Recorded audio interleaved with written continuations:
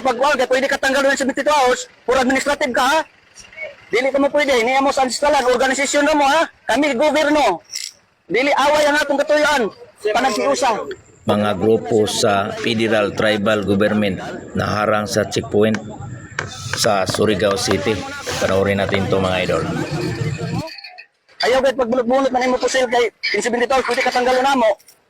Bulot ba na bulot? Muhawid man ko kasi mo pusil.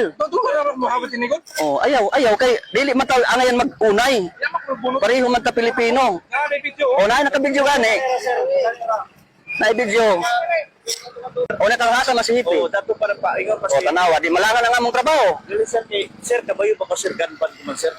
Dili lagi corporate law ka mo. Gobyerno kami. Sundon ang batas Republic Act 371 April of 1997. Divine customary law. Ang ato magrespeto ay ta para sa kalinaw. Oh. Dili kun kagubot ang atong kwan. Gampan bawal mo tayo ng mga inana mga. Dili wala lagi kay kami tribo, may gobyerno may sa tribo, niya mo sa ancestralan. Claimer kami sa ancestralan. Kung dili may ninyo palapson, ha? Pwede kayong lumabas, pero ang pan namin is isurrender nyo Ay yan. dili pwede. Ano?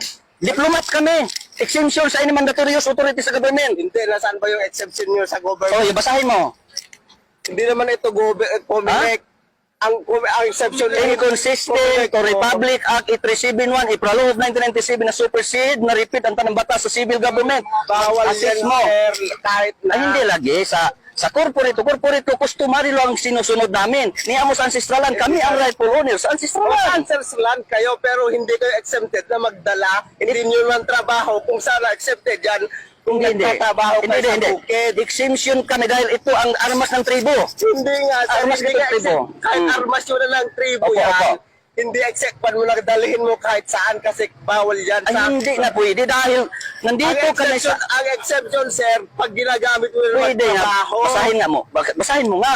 Para malaman mo. Yung boss namin, yung COP Ano? dito, na confiscate yan, pero pwede kayong lumabas. Opo. Pero ang mayat is isurrender Ay hindi nyo. pwede. O, ayaw nyo, Hindi huhulihin pwede. namin kayo. Sino kayo maghuli? Violation nga ito. For administrative ang kaso ninyo. Kahit na, sir. Nandito kayo sa ancestralan. Hindi po antrust ang isang Ancestralan ito. Ancestralan ito. Baka hindi niya nalaman. Doon tayo, sir, maghintay natin si COP, attorney yon mag-explain. Ah, wala. Para Hindi hindi tayo attorney. magkuhan. Hindi Kaya nga nga, sir, sabi ko nga, inconsistent Oo, to para Republic mag-usap Act kayo, 371 April of 1997 na supersede na repeat. Kung sa'yo mong desisyon, kaya nga, i-assist sir, ninyo. Okay, basta. I-assist ninyo. Magsabot kayo para ma-explain niya yung batas. Oo nga. Hindi ang batas, ang utos niya is kunin yan.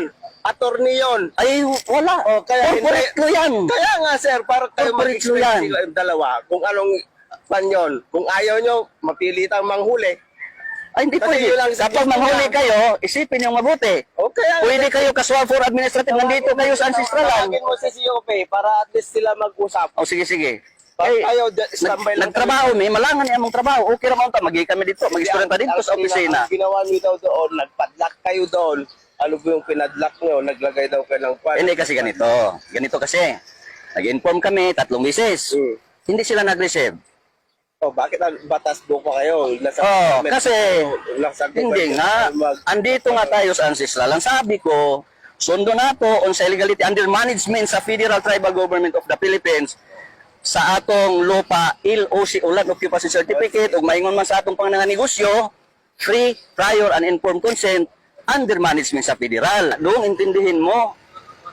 Wala pang Republic of the Philippines kaming mga dato na ang decision maker sa ancestralan para sa kaangayan. Hindi pa ano pong serbi ng gobyerno kung yung sarili yung batas ang pinapa-implement nyo. Hindi assisting ana to. Uban ba kanang magsinabtan para mag-assist ang civil government sa divine customary law. Kay supreme ang customary law since time immemorial. Yan ang batas na hindi nakasulat.